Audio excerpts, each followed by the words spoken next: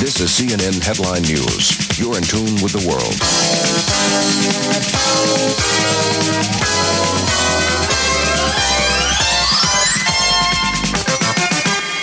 Three Soviet diplomats are ordered out of the United States. Good morning, I'm Lynn Russell. Good morning, I'm Sasha Fu.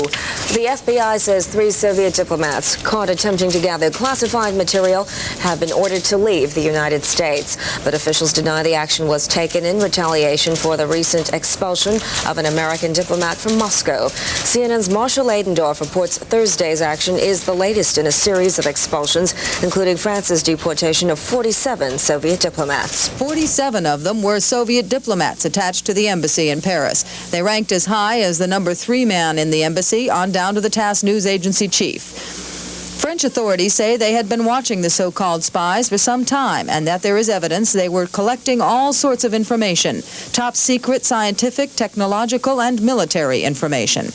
At the Soviet embassy, when the expulsion was announced, the Soviets vehemently denied the spying charges, saying there is no proof and the charges are backed by political motives. There is no denying the politics of espionage. Analysts say much of the information that led to this expulsion and the others in England and Spain came from a recent rash of defections from the East.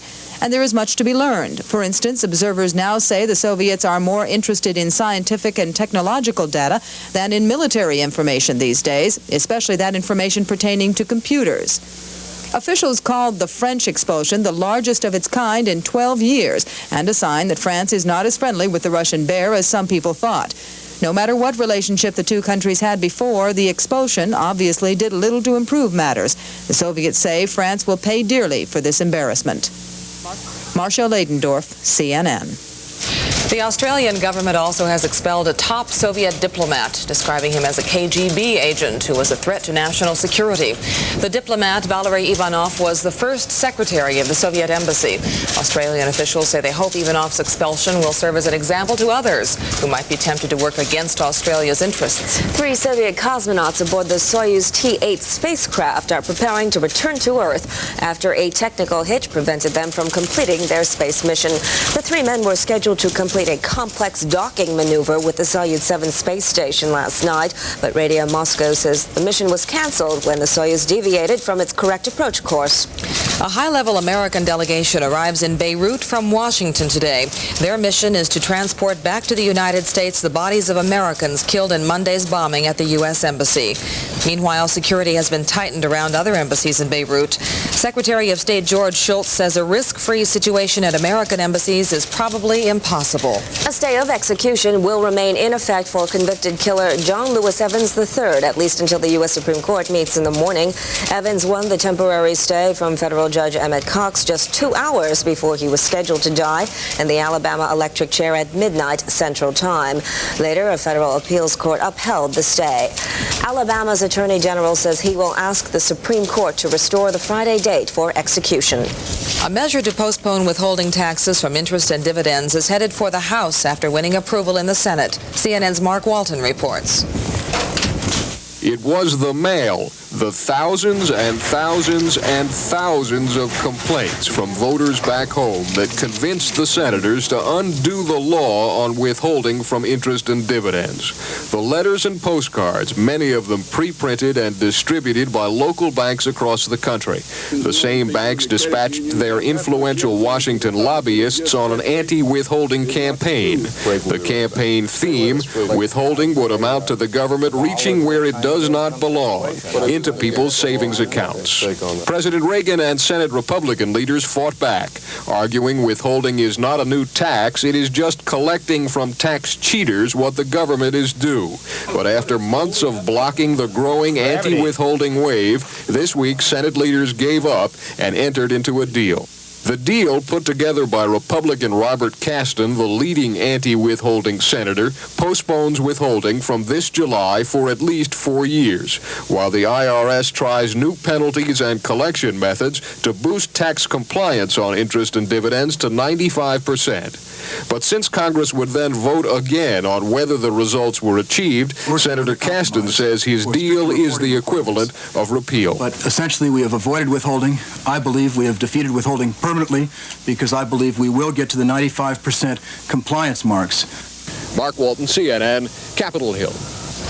This is CNN Headline News. The White House is calling the nearly $850 billion budget approved by the Senate Budget Committee on Thursday a gross disservice to the American people. CNN's David French reports the Democratic-supported budget resolution passed after a deadlock formed on the GOP plan. Chairman Pete Domenici gave up on his quarrelsome Republican majority and voted to support the tax package of senior Democrat Lawton Chiles, promising at the same time to lead the fight against the Democrats on the Senate floor. I worked this out because it's the only way that I saw that we could get a budget resolution, and I think the expenditure numbers are good bipartisan numbers, and I know we're going to have a fight on defense in any event, so it seemed to me this was the appropriate thing to do. The Chiles package would increase taxes nearly $267 billion in 5 years. To get there would virtually require repeal of this July's 10% tax cut and of indexing, measures strongly backed by the president. The committee earlier cut the president's requested defense increase in half, but the president still wants his 10% rise in military spending. Senator Chiles chided the president for a refusal to compromise. From the time that the president made his speech to the joint session of Congress, he talked about a bipartisan approach to the economic problems of the country, a bipartisan approach to the budget. Thus far, we've seen at least 2 presidents' budgets, and we haven't been considered. An aide to Senate Majority Leader Howard Baker sought to downplay the Republican defeat in the Budget Committee, saying it's just an effort to keep the process alive, not a real victory for Senate Democrats. But with Republicans in apparent disarray, the Senate Democrats have essentially written their own budget, and there's still no telling how much support they might get on the floor of the Republican-controlled Senate. David French, CNN, Capitol Hill.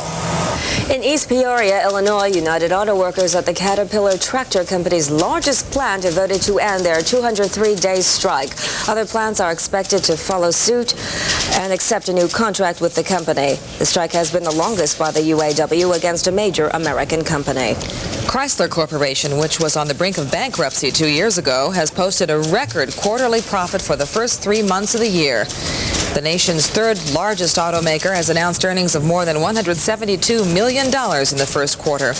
The company made only $170 million in all of 1982. 13-month-old Brandon Hall is back in surgery in Memphis after doctors found a second liver donor for the critically ill boy. Blocked arteries damaged his first liver transplant, and late Thursday, doctors removed the liver from a 5-month-old girl who died earlier in the day. Doctors say the donor liver is compatible in every way, and they don't expect that to be any problem. You're in tune with the world.